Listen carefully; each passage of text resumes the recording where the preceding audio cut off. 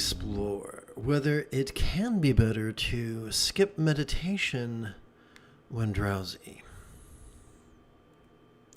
This morning's lesson is drawn from a good-hearted question found on Reddit. Skip meditation if you've had a bad night's sleep? Whenever I've had a bad night's sleep or not gotten enough hours of sleep, I feel like my meditation practice is suffering because during my meditation I'm very close to falling asleep and I'm starting to have dreams or images. So let's stop right there. So anybody who was exposed to patriarchy growing up is prone to self-loathing. And it can therefore be useful to have rules of thumb we can apply to various scenarios. For instance, changing plans can trigger self-loathing. For instance, skipping a meditation practice can trigger self-loathing. That self-loathing, the triggering of that self-loathing could be mitigated if we have a rule of thumb in play. So let's explore. So having several rules of thumb already in play before you're drowsy can really help that. Before we get to that, I'm going to tell you something deeply jarring. Story is not your friend. This sentence here, whenever I've had a bad night's sleep and not get enough hours sleep, I feel like my meditation practice is suffering. That's full stop. That's all you need. You don't need to enumerate reasons why.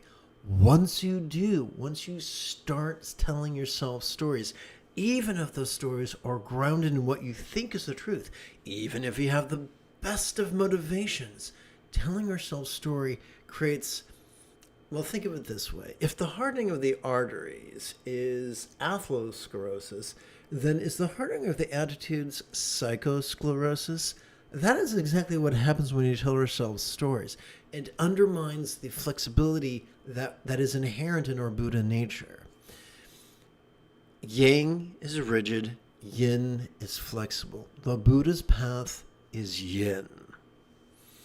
The more stories we tell ourselves, the more we feed our rigidity.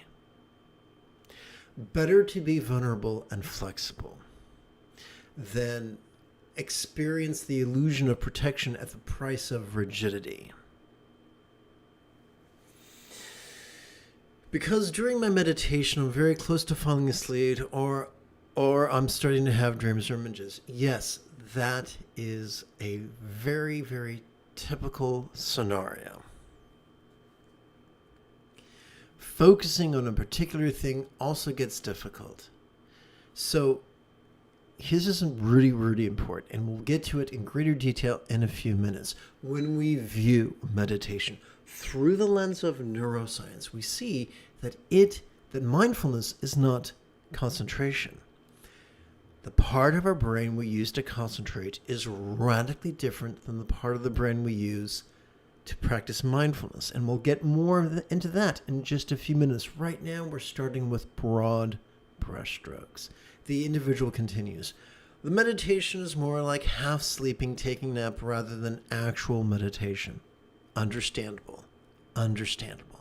Is your experience the same? Is meditation not compatible with lack of sleep? Should I skip meditation when I've slept bad? Now, I don't know if you were as old as me. I was born in 1965 when the crust of the earth was still cooling.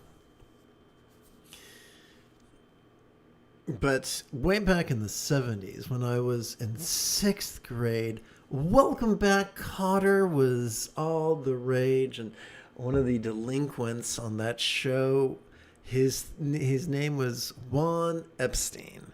And whenever he didn't want to do something, he would magically produce a note signed Epstein's mom. And the joke was it was Epstein who wrote the note and didn't have the intelligence to sign her name. So I've said all that to say this. In an effort to sidestep self-loathing, we sometimes want to have an excuse. I'm not going to do this and such. Here's my note from Epstein's mom. I don't have to feel guilty. So we will explore the rules of thumb in just a minute. But before we do, sometimes we look for a note from Epstein's mom, not to prevent our self-loathing, but to prevent knuckleheads from denying us the benefit of the doubt. If that is the case, if there are knuckleheads poised to deny you the benefit of the doubt and condemn you, then that knucklehead is not worthy to be your teacher. Number two, that knucklehead is not worthy to be your sister or brother Sangha member. If the Sangha does not give you the benefit of the doubt, if they are not loving, if they are not on your side, if they are petty and looking for an excuse to judge you and condemn you and coerce you,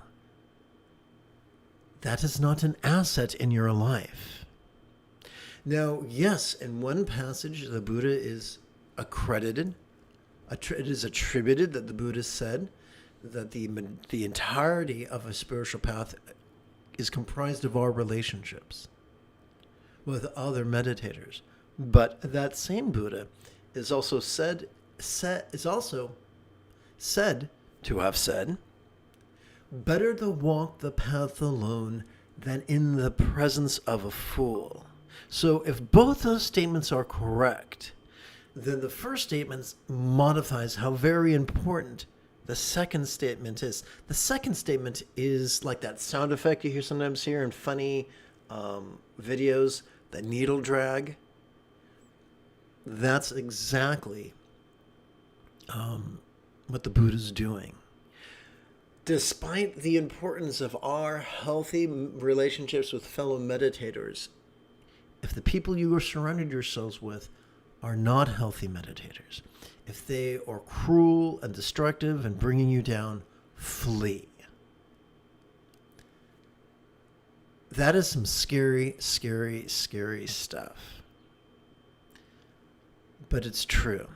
Ask a therapist.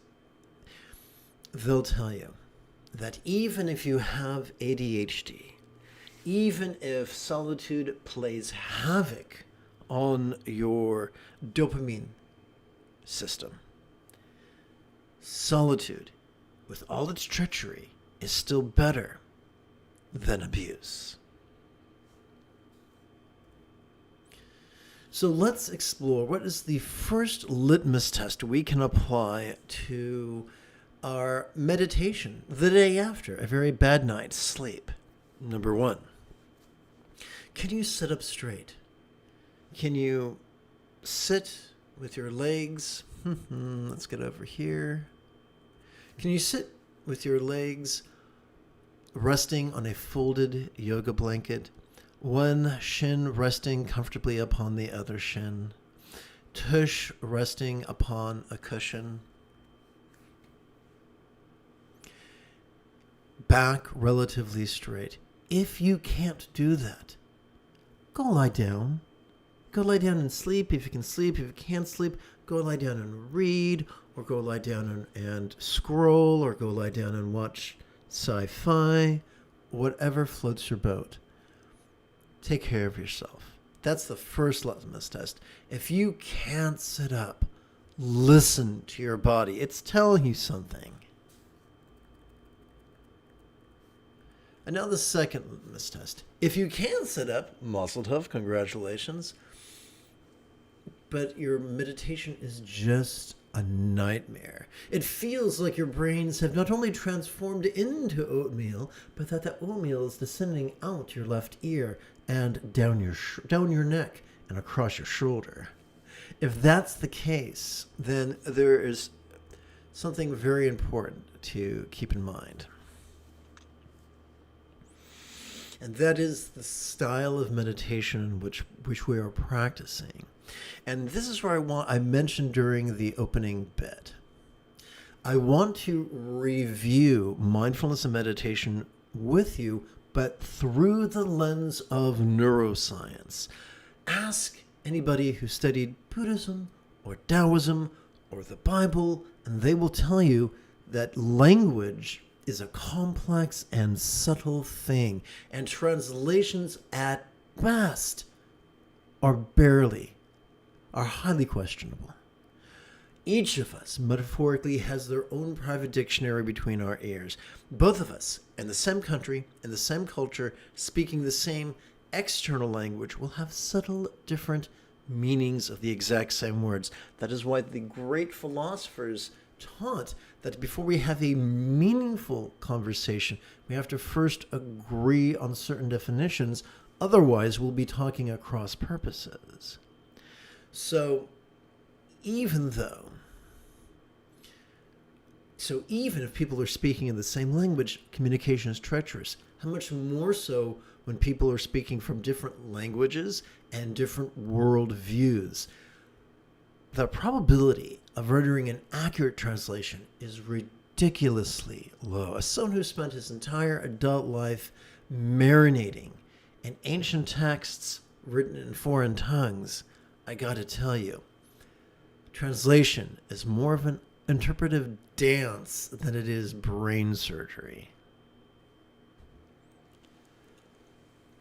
One of the things I love is that regardless of cultural nomenclature, we live in an age of diagnostic imaging, where we can use fMRIs, functional magnetic resonance imaging machines, and other devices to accurately record and perceive what's going on between our ears, thus dispelling a lot of needless confusion that has crept into the path of meditation over these many centuries.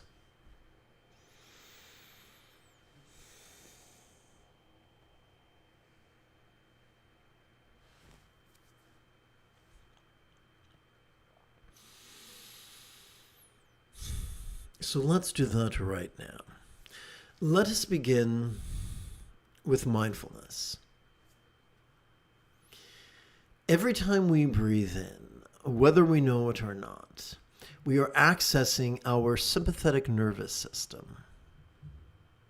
Oh, that is just really unfortunate. Let's see if I can't fix that bad boy.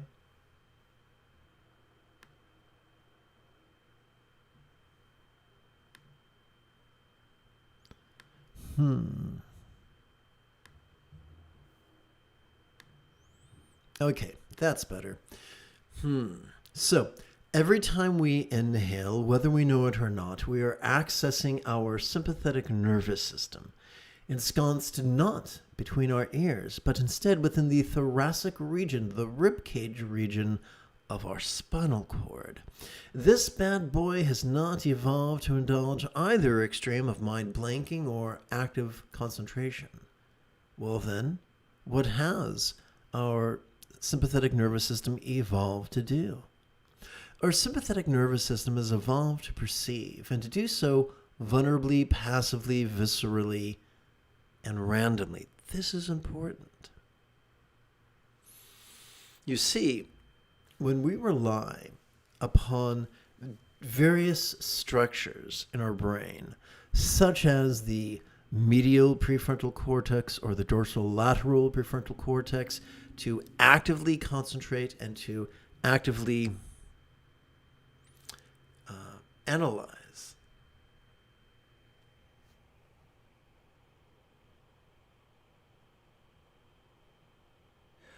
that is an excellent question. I will have to get back to that. Please, in fact,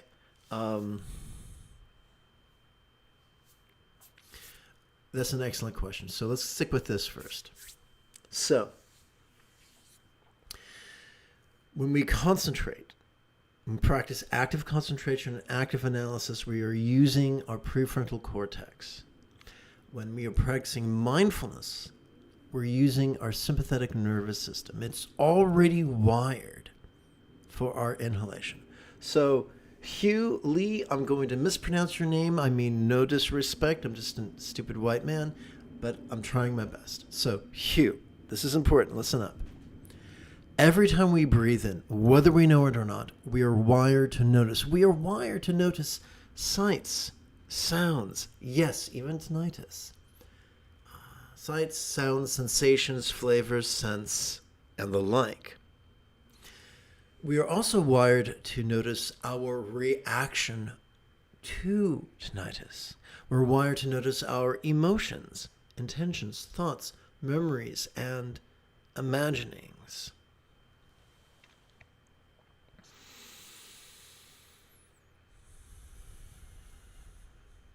Now, we are wired to notice the full spectrum of perceptions, from the external to the internal, from the physical to the mental, from the pleasurable to the painful, from the interesting to the boring, from the glorious to the grotesque. What are we to do with all this stuff? Every time we exhale, whether we know it or not, we are wired to access our parasympathetic nervous system, ensconced within both the lower lumbar region of our spinal cord as well as the tippy top of our spinal cord, sometimes described as the reticular activation system, or simply the brainstem. Regardless of what you call it. Every time we exhale, this parasympathetic nervous system is wired to support both physical relaxation as well as mental release. So whether we're noticing tinnitus, whether we're noticing a breath, whether we're noticing a pain somewhere in our body, or a pleasure somewhere in our body, or the sound of the kitty cat purring, we're wired to notice as we breathe in and release as we breathe out. Releasing doesn't mean shove away. Release means just we're letting go of our resistance to the present moment, even if that present moment is unpleasant.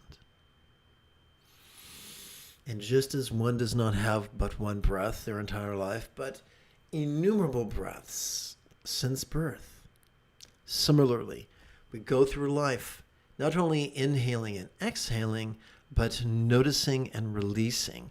The Buddha's path of mindfulness and meditation is not about making our body perceive and release. Au contraire, it's about being aware of the wiring already latent within our body and ceasing to resist it, but instead flowing with it, cooperating with that.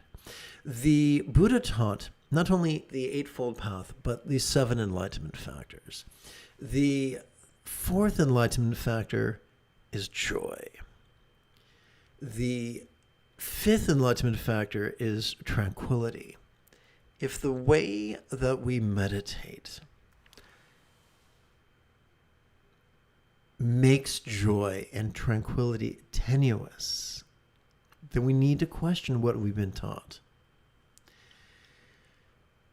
If we sit in meditation and we're normally quite joyful and tranquil, but we don't have it now, then we're probably too tired, and it's a good idea to rest, to sleep. And if not to sleep, then at least to lay down and scroll or read or watch or listen, whatever floats your boat. There is a 3rd enlightenment factor I'd like to explore with you. The 3rd enlightenment factor is energy. If we are too tired to sit up straight, if we are too tired to deal with the 3-ring shit show between our ears, or sometimes the 3-ring shit show that is our ears if we have tinnitus, then it's probably time to rest. But remember, we're adults, and as adults, we can observe patterns. If our lifestyle is undermining our energy, or joie de vivre, if I forgive my pronunciation, then let us make adjustments. Let us fine-tune our lifestyle to support meditation. Let us do what we can to ensure optimal sleep, fresh air, exercise, sunshine, plenty of water, and healthy food. The international medical associations agree that A well-planned vegan diet is suitable for each phase of human development. So eat all the fruit, vegetables, seeds, nuts, grains, legumes, pulses, mushrooms you can get your hands on. I assure you, even if you can only afford to shop at the 99-cent store, you can still thrive on a vegan diet. There are even books on the subject of vegan at $5 a day or vegan at $4 a day. I assure you, these things will help your body. These things will help your energy level.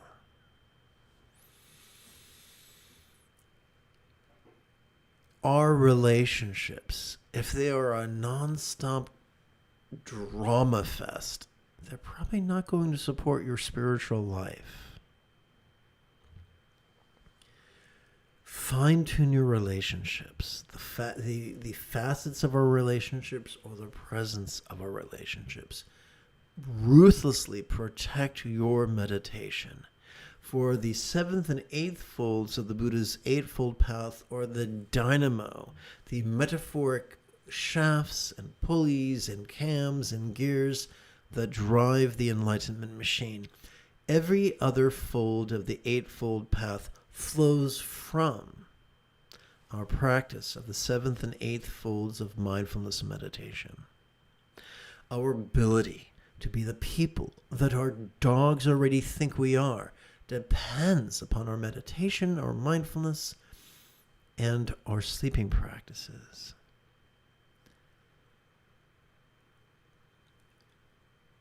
Medical tests have verified that when someone has sleep deprivation, they are neurologically impaired as if they were drunk. There is a certain correlation whose numbers elude me at the moment, but you can actually correlate someone's performance. And you can say, well, if they have how many hours of quality sleep have they had the night before? And you can actually notice that as the number of quality hours diminish, so does the performance. But it diminishes in coordination with the amount of diminishment they would have experienced after an alcoholic beverage, or 2, or 3, or 7. So we can exhibit the signs of intoxication without imbibing, simply by enduring sleep deprivation. So by all means, we must respect our body's limitations, but also, when we try meditating in difficult times, that is the test of the methods we're using.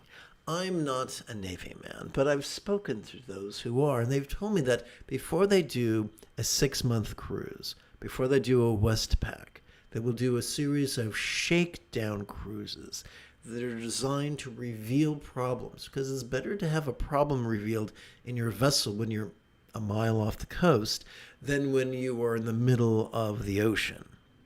Similarly, trying to meditate when you have enough energy to sit up straight, but are still, a quart low,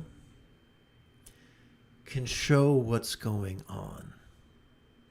Allow me to return to my diagrams again. The more we rely upon our prefrontal cortex, the more our blood will collect at our amygdala, the seat of aggression and anxiety, located in the proverbial dungeon of our limbic system. Continued overuse of our prefrontal cortex can fatigue the prefrontal cortex to the point where we begin presenting symptoms of clinical depression. We don't want this. One of the fringe benefits of a healthy practice of mindfulness and meditation is an opportunity to give our prefrontal cortex a rest, like a panting dog on a hot summer's day. Give that bad boy a rest. That's why we're during mindfulness, we rely upon our sympathetic nervous system. And during meditation, we rely upon our parasympathetic nervous system, giving our prefrontal cortex a rest. Fringe benefit. Not only do we give it a rest, but working with our sympathetic nervous system, working with our parasympathetic nervous system, fMRI studies demonstrate the blood mass shifting away from the amygdala and towards this thing that looks like a catcher's mitt. This thing described as the anterior cingulate gyrus. This thing that functions as the hub of our mirror neurons, the seat of empathy and compassion and love. This is why the greatest Dzogchen lamas have insisted that the highest love is spontaneous and uncontrived. We want to know the right thing to do, what to do, how to do it, and when to do it. But we don't often know the details. Allow me to introduce you to an additional fringe benefit of mindfulness and meditation. Please consider this spiritual art. Consider this gal the color of a fluffy cumulus cloud. Observe how she appears to be actively sporting in tantric union. Number one, this reminds us that contrivance is always going to be trumped by spontaneity. Number two, notice her partner, the color of the azure sky, how he appears to be passively savoring the same tantric union. Number two, this reminds us that not all spontaneity has the same flavor. And number three, this reminds us that our scattered spontaneity that we might experience perhaps after our third espresso, that scattered spontaneity will always be trumped by the centered spontaneity. That is the fringe benefit of mindfulness and meditation. Furthermore, the more that our choices and our utterances and our deeds flow from the effortless effort of love's centered spontaneity, the more our life can become like the proverbial paradise or pure land or vati. This is one of the many benefits of a healthy practice of mindfulness and meditation. So in other words, the more we flow from centered spontaneity, the less we will be controlled by our neurosis, our fear of self-judgment, or our fear of being condemned by others. The more we will flow from centered spontaneity like a great saint, like a high bodhisattva.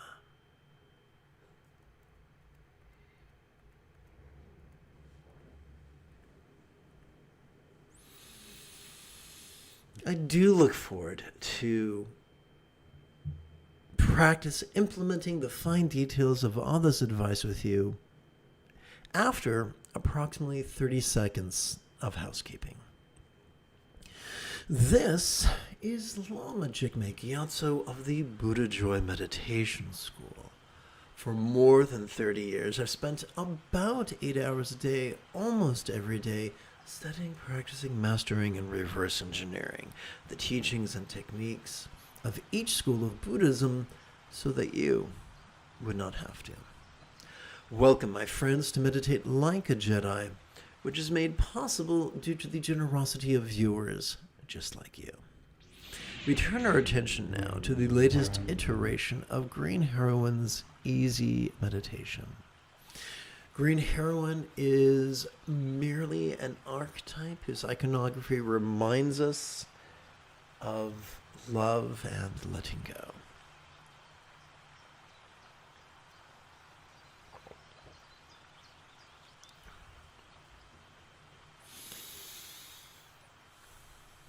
Just like we might have a workout card at the gym, we're going to play with a circuit of spiritual exercises before we meditate, just as a runner might limber up before they sprint, we're going to play with 4 contemplations of love and letting go, and 4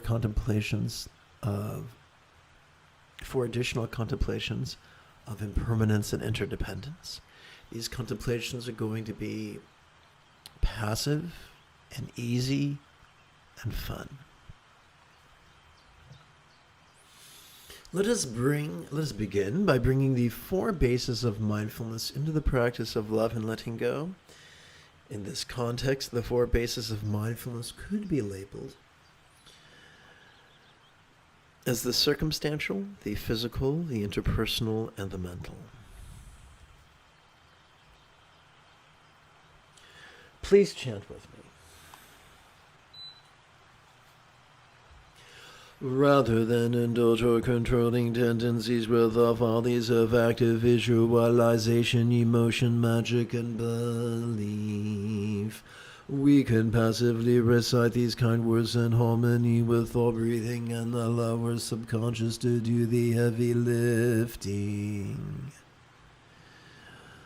Let us sidestep the rigidity that confuses metaphors or statements literal, and relax into the flexibility that savors the chance explaining metaphors as similes.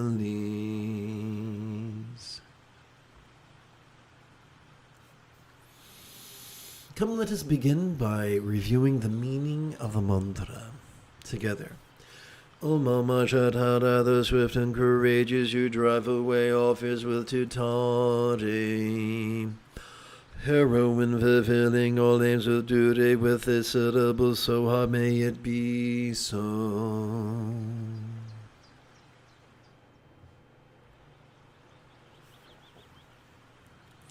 Okay, so I see a question. One moment. Let me, quick like a bunny, going to tap this button and then tap button 8. Okay. So the meditation, we notice all our senses through our inhalation, and we cooperate and accept senses through exhalation. Am I getting it right? Yes, very close. But the key, and we're going to get to this in a few minutes. Don't worry. But the key is to do it passively.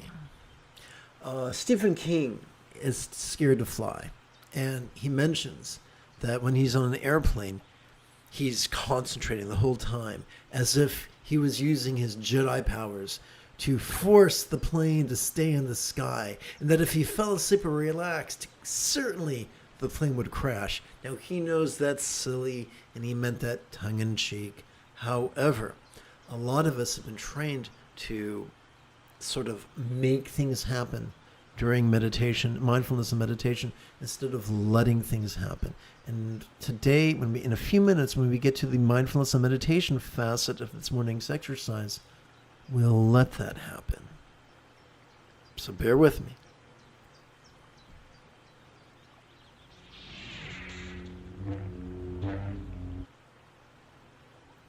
Together, let's chant. May all minds of all beings now be as peacefully enlightened as the mind of a real or imagined Buddha, symbolized by a articulate one syllable seed or bija mantra.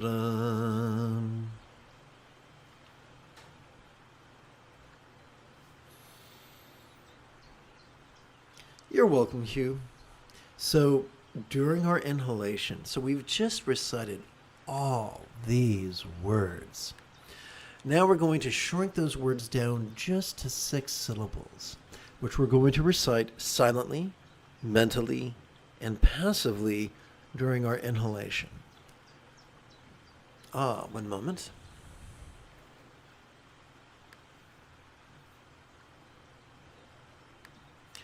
During our exhalation, we're going to strive to physically relax as best we can while chanting this 10-syllable mantra 4 times per breath.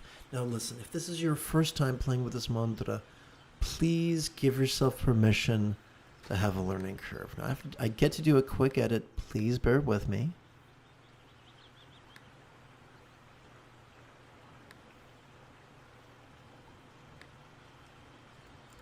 The screen is going to go berserk. I will tend to it momentarily.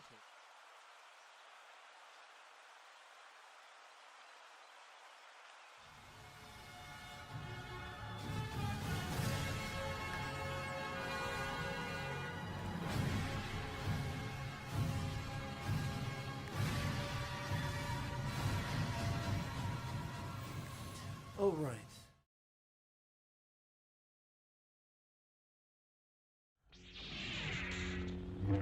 Well, that was exciting. Here we go. So, I mentioned, so what I'd like to do right now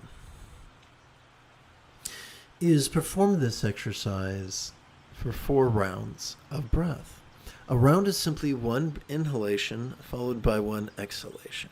And I'd like to count these 4 rounds upon the creases and tip of my left little finger. I'd like to advance the tip of my left thumb during each inhalation. You're welcome to play along with me.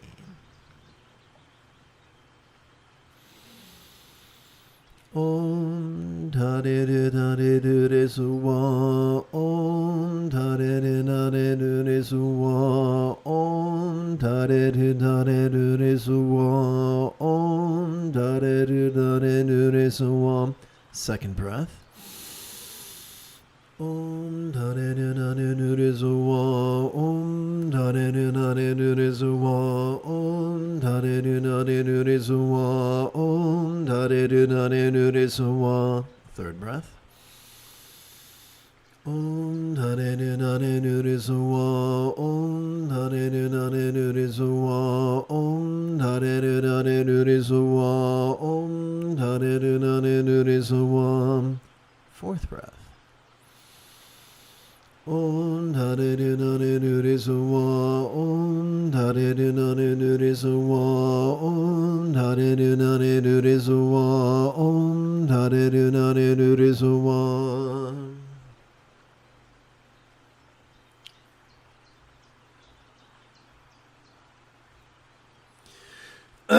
Oh, that's very kind. Very, very. Welcome aboard, Hugh. Excuse me, I didn't mean to. Clear my throat in your ear. Let's chant. May all relationships, all speech of all beings now be as joyfully loving as a real or imagined Buddhist communication symbolized by the ten-syllable heart mantra. Now, you may ask yourself, what's with all these figures of speech? Can't he speak plainly? Well, here's the funny thing. All complex life forms on this planet have evolved to think symbolically. Thus, the more we use figures of speech in our contemplations, the more deeply we can evolve and grow. So once again, we're going to take all these words and squeeze them down to just 6 syllables.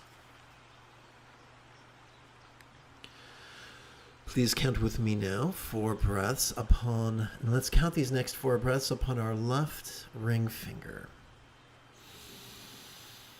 Om da de de da de de de su wa. Om da de de da de de de su wa. Om da de de da de de de su wa. Om da de de da de de de su wa. Om da de de da de de de su wa. Om da de de da de de de su wa. Om da de de da de de de su wa. Om da de de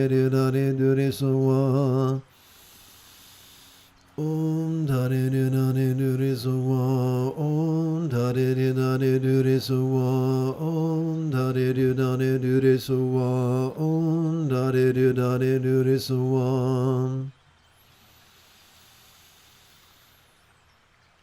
Om da de de da de de de su wa. Om da de de da de de de su wa. Om da de de da de de de su wa. Om da de de da de de de su wa.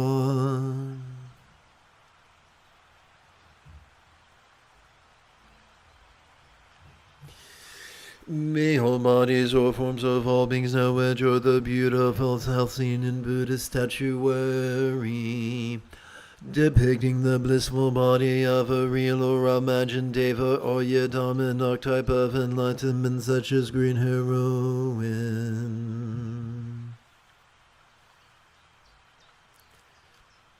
So let's wish that everyone everywhere, real or imagined, enjoy optimal health, free of cancer, free of the ravages of old age, free of tinnitus and its causes. Let's count an additional 4 breaths, this time upon our left middle finger. Om Dare Nare Suwa, Om Dare Nare Suwa, Om Dare Nare Suwa, Om Dare Nare Suwa, Om Dare Nare Suwa, Om Dare Nare Suwa, Om Dare Nare Suwa, Om Dare Nare Suwa. Om Dare Nare Nure Suwa, Om Dare Nare Nure Suwa, Om Dare Nare Nure Suwa, Om Dare Nare Nure Suwa, Om Dare Nare Nure Suwa, Om Dare Nare Nure Suwa, Om Dare Nare Nure Suwa, Om Dare Nare Nure Suwa.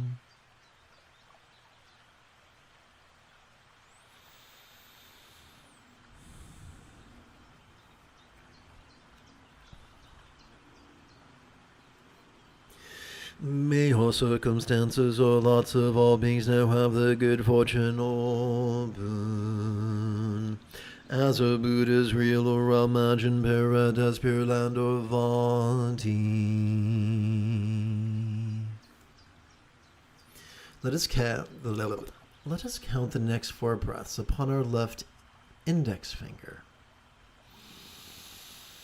Om Dare Nare Nure Suwa, Om Dare Nare Nure Suwa, Om Dare Nare Nure Suwa, Om Dare Nare Nure Suwa, Om Dare Nare Nure Suwa, Om Dare Nare Nure Suwa, Om Dare Nare Nure Suwa,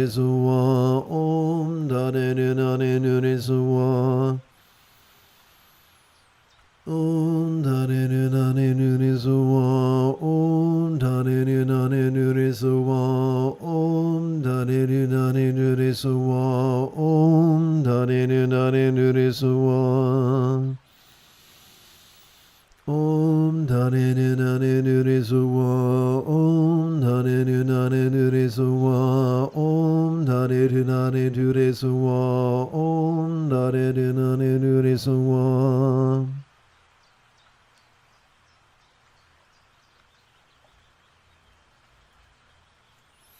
So those were the first 4 contemplations. And they were the common denominator of these contemplations was love, the second fold of the Buddha's Eightfold Path. We're now going to turn our attention to right view of impermanence and interdependence, the first fold of the Buddha's Eightfold Path. And we're really going to use figures of speech.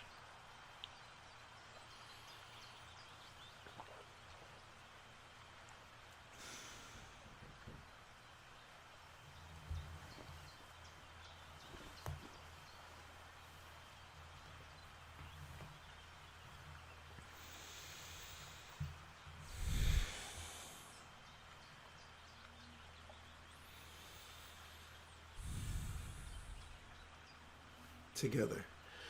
All visible circumstances or lots could be as impermanent and interdependent as if they could blissfully melt into rainbow light that could delightfully absorb into this body or form.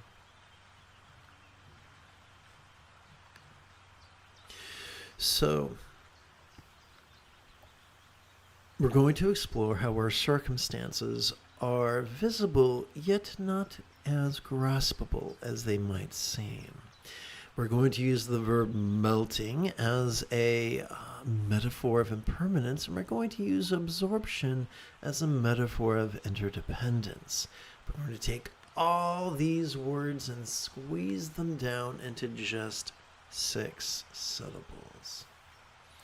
Now, during our inhalation, we could silently and mentally recite "seen lots melt." During our exhalation, we silently and mentally recite "into form." No, our job is not to believe or visualize or emote. All we're doing is silently and mentally and passively reciting words in harmony with our breathing. And oddly, this helps us to let go. Now, we've just spent a few minutes exploring how it's possible to count to 16 on the creases and tips of the 4 fingers of our left hand. But did you know that on our right hand we could count sets of 16? So we just completed our first set of 16. And now we're going to start our second set of 16. Now, I recommend placing your hands on your lap. That's more ergonomically sound.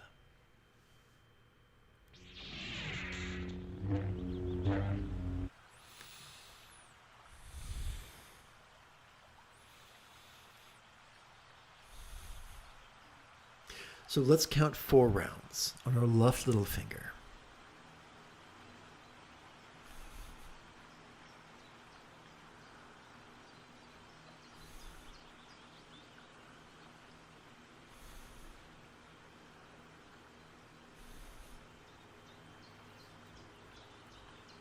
Together, let's chant. All sensual bodies or forms could be as impermanent and interdependent as if they could blissfully melt into rainbow light that could delightfully absorb into this hot speech. So we're going to play with the idea that our bodies could be sensual yet not quite graspable, at least momentarily. Let us count the next 4 rounds upon our left ring finger.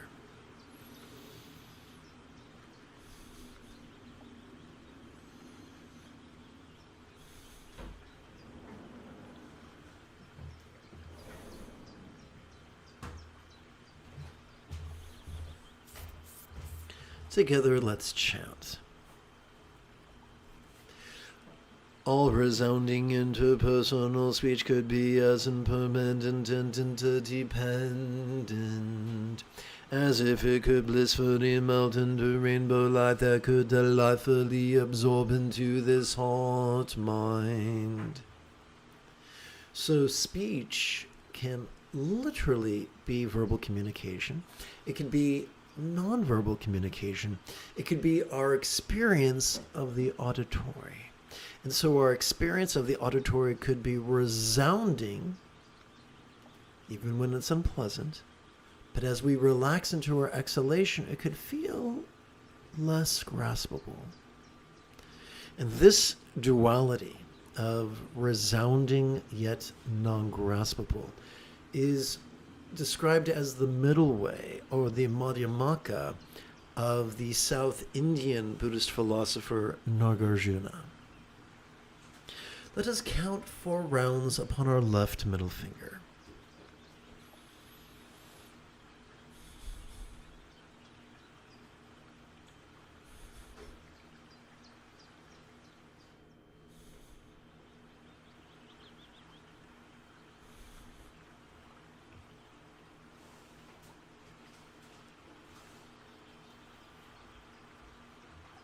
Together, all lucid minds could be as impermanent and interdependent as if they could blissfully melt into rainbow light that could delightfully absorb into our vast empty void.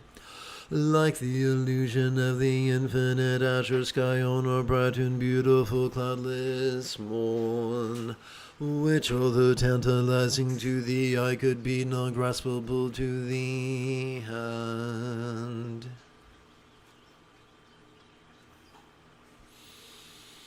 Let us count the next 4 rounds upon our left index finger. So when we say clear, we mean that our minds can perceive, emote, intend, reason, recall, and imagine whether or not we want them to. So our minds can perceive and yet aren't quite as tangible as they might seem.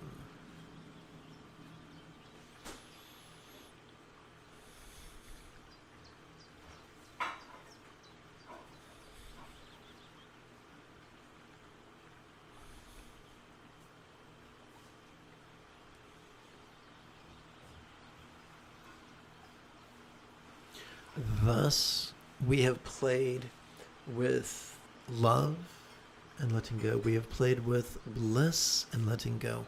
And now we are turning our attention to awareness and letting go, where we bring whatever we spontaneously notice into the path of awareness and letting go.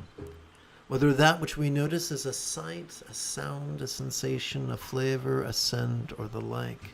Whether that which we notice is an emotion, an intention, a thought, a memory, or an imagining. Whether that which we notice is external or internal, physical or mental, pleasurable or painful, interesting or boring, glorious or grotesque.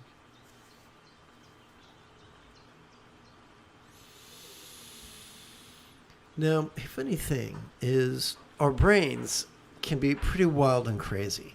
They can be like Urkel. Did I do that? They're not malicious. They're not stupid, but they sure are klutzy, aren't they?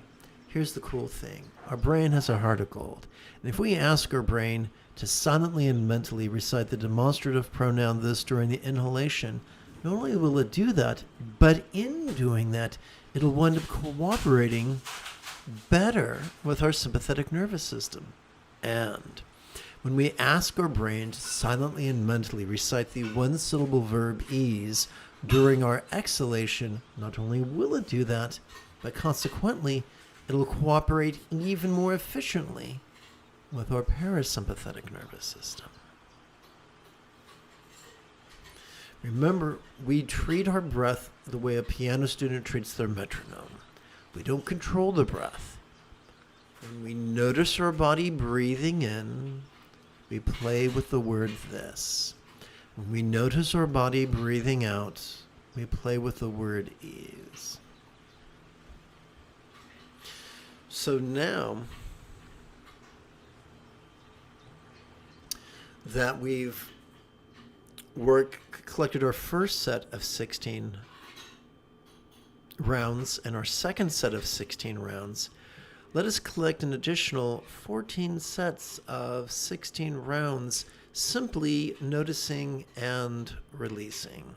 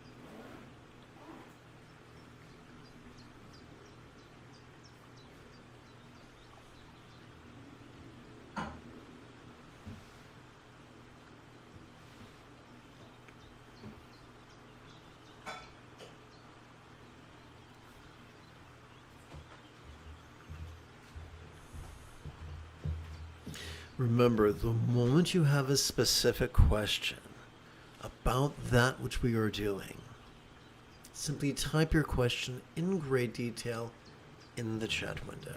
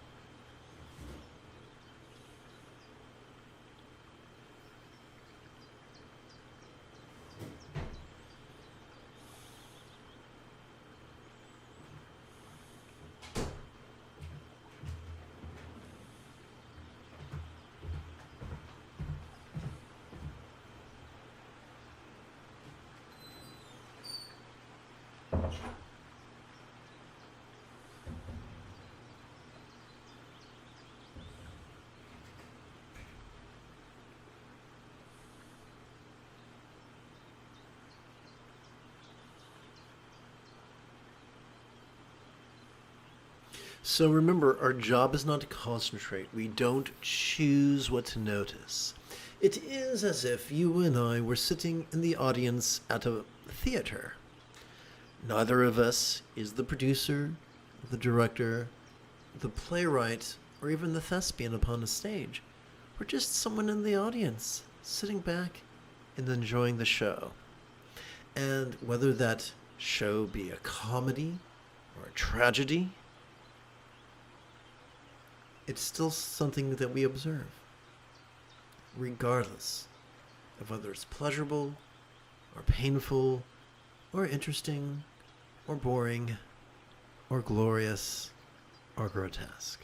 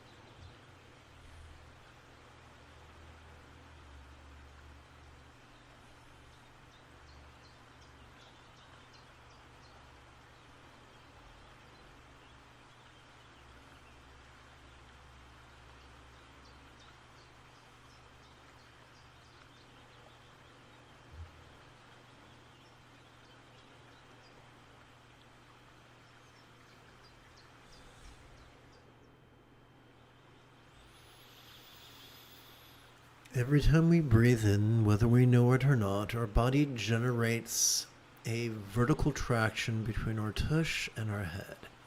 Every time we exhale, whether we know it or not, our body relaxes that traction. We don't have to force it. We just have to get out of our own way.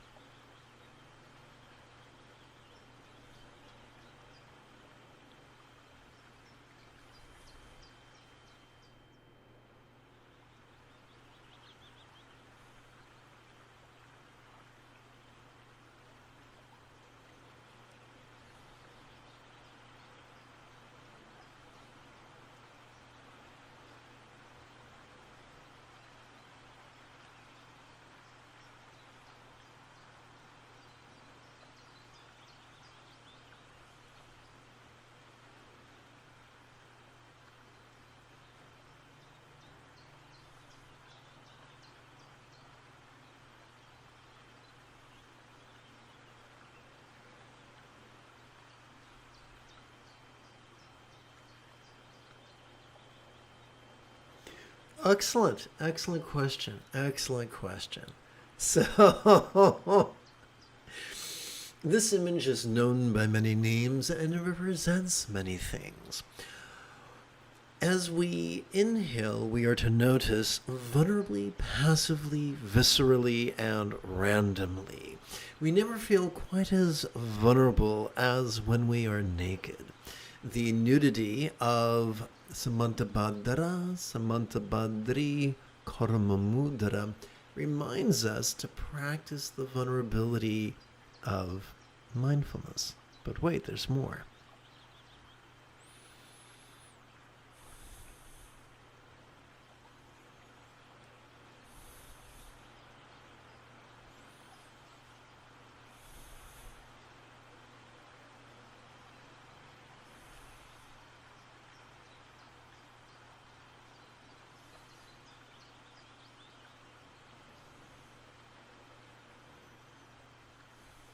Every time we relax into our exhalation, whatever we noticed during our previous inhalation could feel less graspable, could feel less permanent, can feel less defining, could feel less solid. Now, let's play with metaphors. or in this case, similes. As we relax into our exhalation, whatever we noticed during our previous inhalation could feel as if it was as non-graspable as a vast empty void. Now, in our chanting, we explored what a real-world example of a non-graspable vast empty void would be: the illusion of the infinite azure sky on a bright and beautiful cloudless morn, which, although could be tantalizing to the eye, is non-graspable to the hand. This is why Kuntu Zongpo, Kuntu Zongmo, Yaobium are depicted as translucent and as non-graspable as a rainbow. But wait, there's more.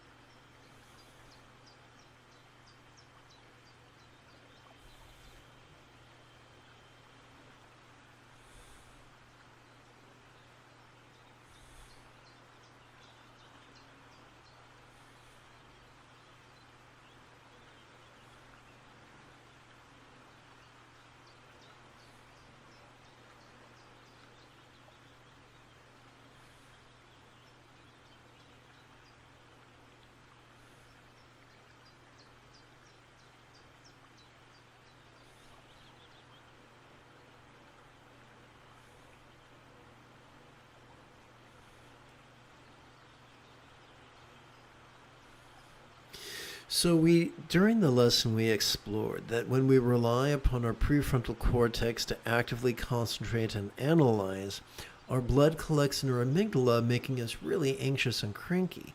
We also explored that when we give our prefrontal cortex a rest and rely upon our sympathetic nervous system and our parasympathetic nervous system to notice and release, that our blood collects at our anterior cingulate gyrus, the seat of empathy and compassion and love. And we also explored how the highest Dzogchen lamas of Tibet insisted that the greatest love is spontaneous and uncontrived. This is why all good father and mother are depicted as beautiful.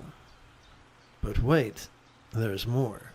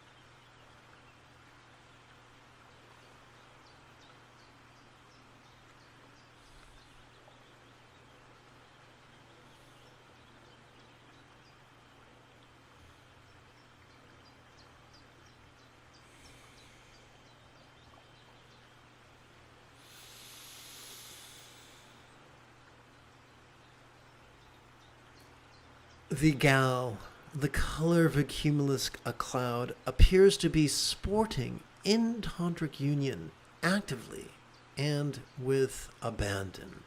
Her partner, the color of the azure sky, appears to be savoring the same tantric union passively. She represents spontaneity, and he represents centeredness. Let us pretend on one end of the spectrum we have contrivance. On the other end of the spectrum we have scattered spontaneity. But in the middle ground we have centered spontaneity. This centered spontaneity is known by many names, including the effortless effort of the sixth fold of the Buddha's eightfold path, a fringe benefit of regularly training in mindfulness and meditation.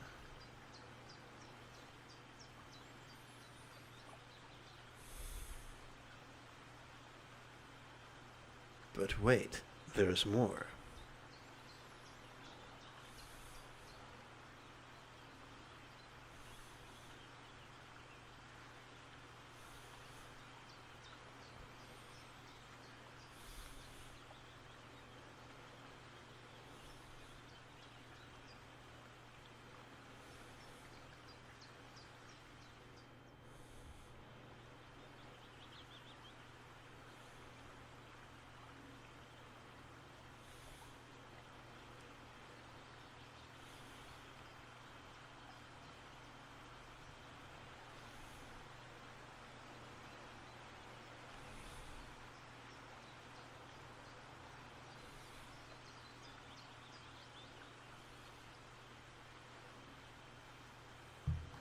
Together,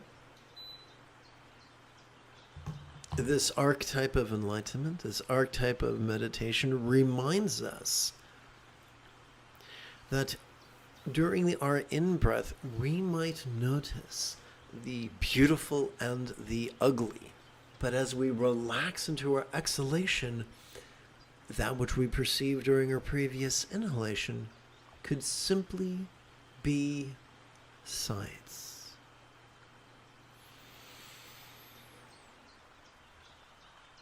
As we relax into our exhalation, whatever discord or harmony we might have dualistically perceived during our inhalation can melt into the simplicity of just sound.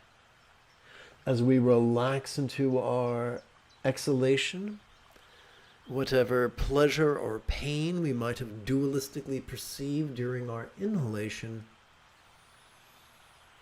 can melt into the simplicity of just sensation. As we relax into our exhalation, whatever flavor, whatever delicious or disgusting we might have dualistically perceived during our inhalation, could melt into the simplicity of just taste. As we relax into our exhalation, whatever fragrance or foulness we might have dualistically perceived during our inhalation could melt into the simplicity of just scent. But wait, there's more.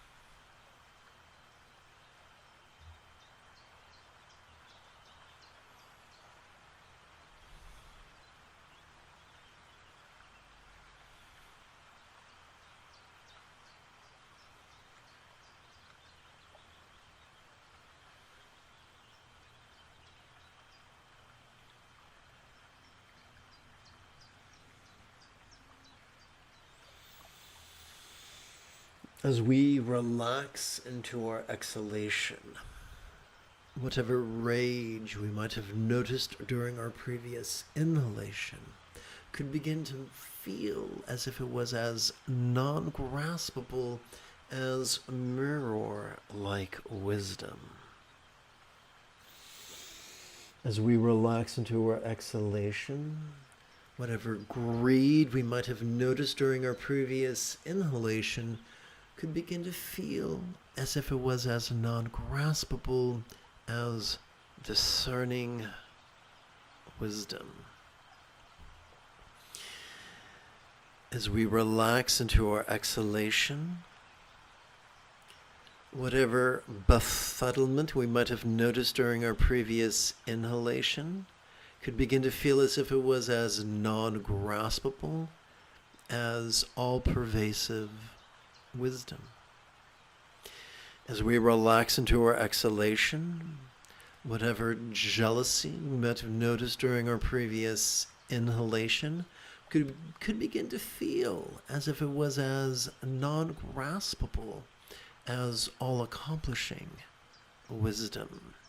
As we relax into our exhalation, whatever pride we might have noticed during our previous inhalation could begin to feel as if it was as non-graspable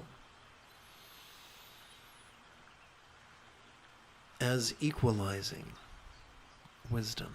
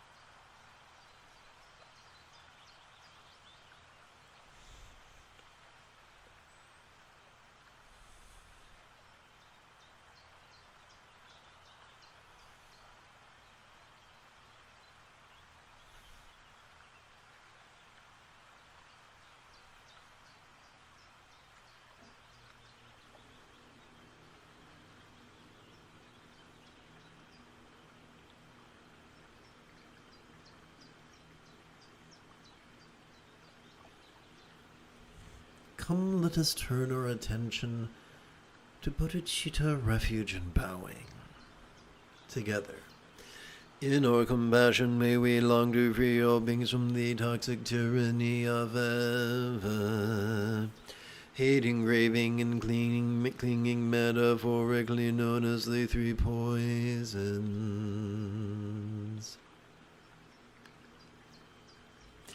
In our pragmatism, may our liberation of all others be fueled by our reliance on the Buddha's example, instructions, and students, described by the metaphor of the three wish-fulfilling jewels. So, what follows next is optional, but having sat for the better part of 75 minutes, you might find it to be refreshing to join me in a dozen or so geriatric step-back squat thrusts.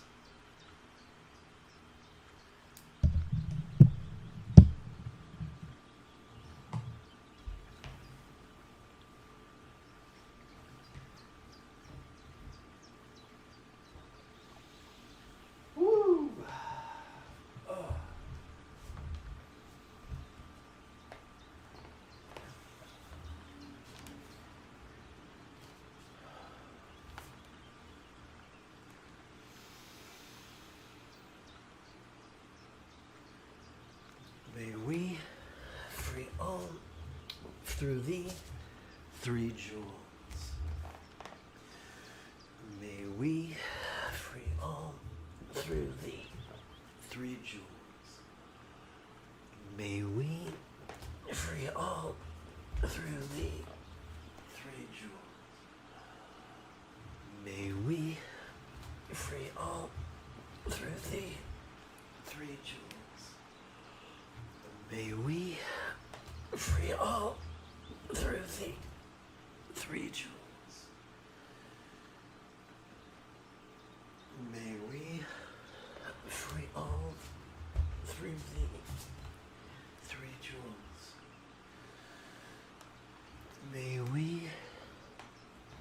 free all through the 3 jewels.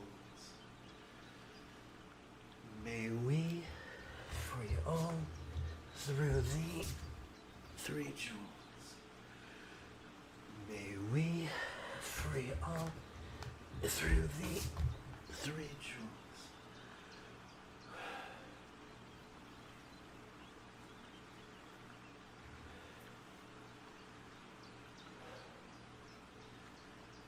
May we free all through the 3 jewels.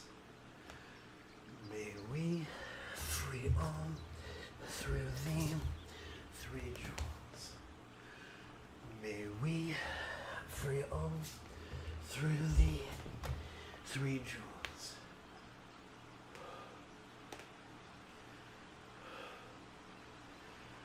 May we free all through the 3 jewels. May we free all through the 3 jewels. May we free all through the 3 jewels. May, oopsie. Fabulous.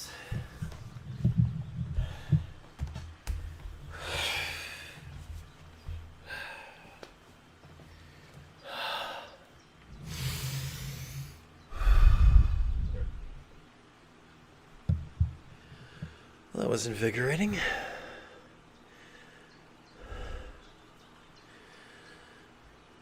Let us seal this morning's practice by chanting love and letting go's wishes for universal enlightenment and well-being. May all minds of all beings lucid yet void now be as enlightened as a Buddha's mind symbolized by a one syllable bija. May all speech of all beings resounding yet void now be as loving as a Buddha's speech symbolized by a multi-syllable mantra.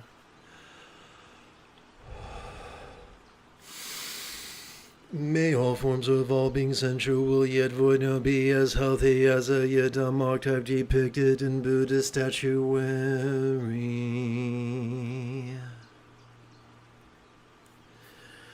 May all lots of all beings appearing yet void now be as fortunate as a pure land of lore represented in Buddhist paintings.